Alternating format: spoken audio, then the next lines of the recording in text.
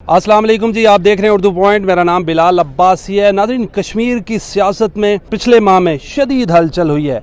हुकूमत गिरी है पाकिस्तान तहरीक इंसाफ की, यानी कि वज़ीर आज़म जो थे सरदार तनवीर इलियास, उनको तौहीन अदालत के केस में फारिग कर दिया गया। फिर पाकिस्तान तहरीक इंसाफ की अक्सरियत होने के बावजूद पाकिस्तान पीपल्स पार्टी और पाकिस्तान मुस्लिम लीग नून ने मिलकर हुकूमत बनाई।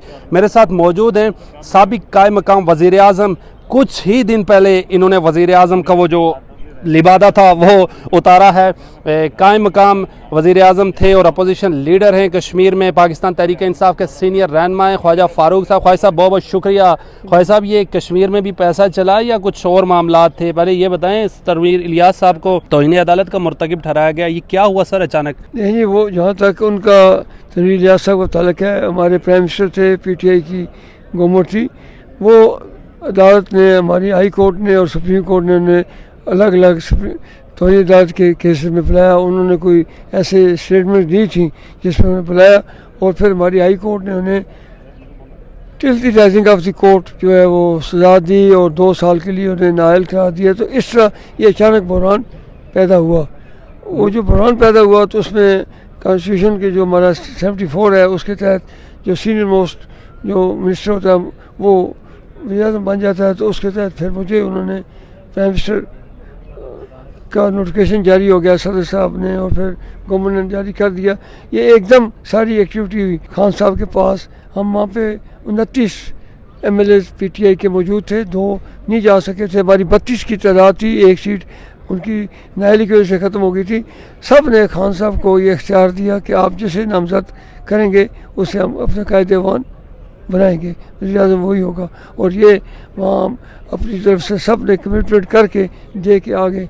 लेकिन बदकिस्मती से ये हुआ कि बैस सुल्तान महमूद साहब जो सदर रियासत हैं उन्होंने 5 आदमी अपने रोक लिए और फिर इसी तरह तनवीर इलियास साहब ने 3-4 आदमी रोक लिए और हम अगले दिन मुजफ्फराबाद पहुँचे तो हम 14 आदमी पहुँच सके। इनमें 13-15 वो भी थे जो वहाँ पे कह के आए थे। तो फिर उसके बाद जब वो स्पेस मिली फिर खान साहब ने फिर खटक साहब को और असद कैसर साहब को भेजा कि आप जाएं वहाँ पे इन मामलात को देखें और जिसे मैं नामज़द करूँगा तो वो कायदेवान बन जाएगा। लेकिन बदकिस्मती से मैं उसे बदकिस्मती कहूँगा कि हमने वोट तो दिए, अपने इनको अनवार साहब को वोट दिए और यही फैसला था कि ये PTI के उम्मीदवार हैं। लेकिन उन्होंने बाद में जो तकरीर की वोट लेने के बाद 48 वोट लिए उन्होंने, जिसमें 29 वोट हमारे भी थे तो और 27 से ज़्यादा बनता था। तो इन्होंने कहा जी मैं आज़ाद उम्मीदवार हूँ, मैं PDM। चौधरी साहब 3 सालों में 3 वज़ीर आज़म बदले हैं, यानी 2.5 सालों में, अभी 3 साल नहीं हुए। कश्मीर में जब इलेक्शन हुआ था पिछला, पहले अब्दुल क़य्यूम नियाज़ी साहब थे, फिर तनवीर इलियास साहब थे, फिर चौधरी अनवारुल हक हैं। क्या खास वजह है? आप भी थे लेकिन आप कायम मकाम थे। मुझे ये बताएं, क्या तनवीर इलियास साहब ने इल्ज़ाम लगाया था क़य्यूम नियाज़ी साहब ने कि मैंने 7 अरब रुपया दिया है? तनवीर इलियास साहब कहते हैं मैंने 7 अरब दे के वज़ीर आज़म कश्मीर बना था। अब्दुल क़य्यूम नियाज़ी साहब के खिलाफ वोट ऑफ नो कॉन्फिडेंस लाई थी। सर बिल्कुल गलत बात है। कोई नहीं, आज़ाद कश्मीर में पैसे की सियासत का इतना चलन ही नहीं है। 7 अरब रुपया तो यानी हमारा बजट ही जो 29 अरब का, हमारा 28 अरब का बिलियन का बजट है जी। ऐसे किसी ने गलत बात की है, बेबुनियाद बात की है। उस वक्त हमारे लीडर इमरान खान साहब ने नामज़द किया था और सब हमने वोट उन्हें दिए थे। अभी इनके इस इलेक्शन से पहले हमारा कश्मीर कौंसिल की एक सीट खाली हुई थी। सैयद खालिद साहब जो हमारे स्पीकर थे, उनके बेटे को टिकट मिला, वो जीता। ये इस प्राइम मिनिस्टर के इलेक्शन से 2 दिन पहले 29-32 वोट उसको मिले। इसलिए वो बात नहीं, अक्सरियत तहरीक इंसाफ को हासिल थी और अब भी मैं समझता हूँ अक्सरियत हासिल है। लेकिन एक वो मिसअंडरस्टैंडिंग आप कह लें या कुछ लोग नून लीग के साथ या पीपल्स पार्टी के साथ मिलकर उन्होंने PDM की गवर्नमेंट बनाई है। हम अल्लाह के फजल से हम इसको 14 का हमारा पार्लिमानी ग्रुप है और खान साहब ने पिछले जब हम दोबारा गए उनके पास मुझे लीडर ऑफ दी अपोजिशन के लिए नामज़द किया। क़य्यूम नियाज़ी साहब को उन्होंने सदर के अहदे पर बिठाया और फिर उन्होंने एक इंटरव्यू दिया था। उस इंटरव्यू में उन्होंने खान साहब के बारे में कोई मुनासिब अल्फाज नहीं कहे थे। तो इस वाले से मैं समझता हूँ कि क्यूम न्याई साहब ने उनको जमात से बुनियादी रुकनी से फारग कर दिया। उनका अब जमात के साथ कोई तलक नहीं है। अब्दुल कय्यूम न्याजी साहब को, जो गरीब मतलब इतने मालदार नहीं थे, लैंड लॉर्ड नहीं थे, सेंटोरस माल के ऑनर सरदार तनवीर इलियास की तरह, उनके खिलाफ वोट ऑफ नो कॉन्फिडेंस आप लोगों ने ही लाई थी, आपने ही वोट दिए थे, क्यों, क्या वजह? कायद का हुक्म आया और फिर उस वक्त असद उमर साहब और ये मामलात हमारे देख रहे थे अपने गणापुर साहब, उन्होंने कहा जी कि ये कायद अवान तब्दील करना है। तो मैंने इस बार भी हमने खान साहब को इख्तियार दिया था और ये उनका मैंडेट है, उन्हीं को इख्तियार दिया था। तो उस वक्त भी उनका इख्तियार था और सब ने उनके पास वोट ऑफ नो कॉन्फिडेंस आने की जरूरत ही नहीं हुई, उन्होंने खुद इस्तीफ़ा दे दिया और फिर तनवीर इलियास जो है वज़ीर आज़म बन के थे। लेकिन मैं समझता हूँ वो तजुर्बा कोई इतना कामयाब नहीं रहा।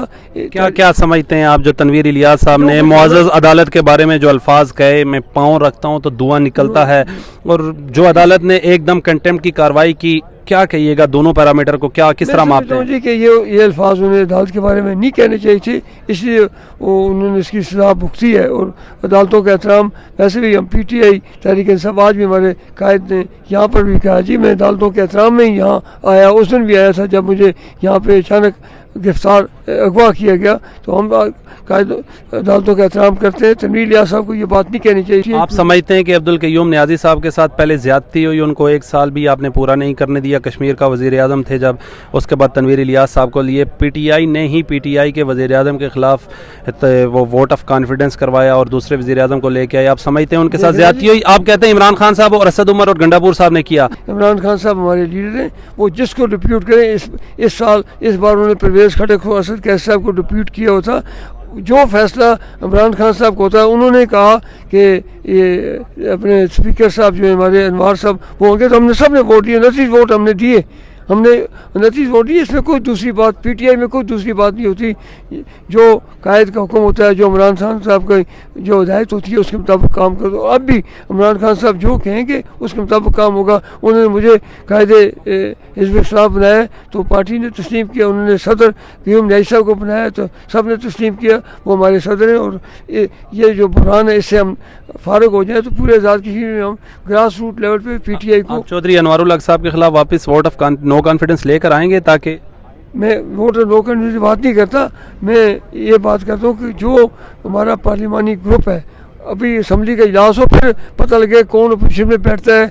अभी तो उसके बाद इजलास ही कोई नहीं हुआ, कौन हुकूमत के बेंचों में बैठता है। अभी फैसला हुआ हमारे बाग के ज़मीनी इलेक्शन आ रहे हैं, उसमें भी हतमी फैसला खान साहब करेंगे कि किसको टिकट देना है। आपके जो कश्मीर के सदर हैं PTI के बैरिस्टर सुल्तान महमूद, उनके साथ भी PTI के इख्तलाफात हैं, उन्होंने अपना ग्रुप अलग कर लिया था जब आपने कश्मीर का वज़ीर आज़म सेलेक्ट करना था।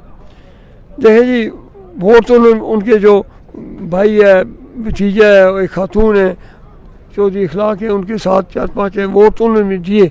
लेकिन सुल्तान महमूद साहब की अपनी एक लाइन होती है। तो लेकिन मैं समझता हूँ शायद वक्त आए हम सब इकट्ठे हो जाएं। ऐसी अभी कोई आप हतमी बात नहीं कह सकते। इसलिए मैंने कहा ना, असम्बली का इजलास होगा फिर पता लगेगा कि अपोजिशन बेंचों पे कौन बैठता है और हुकूमती बेंचों पे कौन, PDM के बेंचों पे कौन बैठेगा और PTI के बेंचों पे कौन बैठेगा। तनवीर इलियास साहब साबिक वज़ीर आज़म थे, पाकिस्तान तहरीक इंसाफ कश्मीर के सदर थे, उनको तो इन्हें अदालत के ज़रिए चले हटाया गया ओहदे से, वज़ीर आज़म के ओहदे से, तो आपने सदर से भी हटा दिया। अब उनके हलके में जो बाग में इलेक्शन होने जा रहा है उनसे मुशावरत भी नहीं की गई, उनको पार्टी से भी अलग करने की बातें हो रही हैं। क्या है, समझते क्या है? उनका पार्टी के साथ कोई ताल्लुक नहीं है।